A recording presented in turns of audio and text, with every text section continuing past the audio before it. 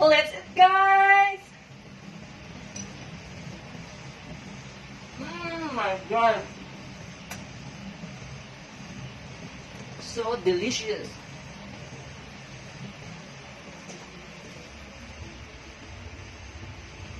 Gawa tayo ng siupaw wrapping. Ganyan lang po guys. I-roll-roll mo lang hanggang bumilog siya. Then, lagyan mo po ng filling. Ayan guys, simplado na po yan. Yan po ang ating pang palaman or pang topping.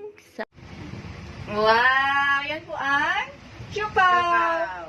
Mini siupaw! Look! So nice and delicious. Mini siupaw!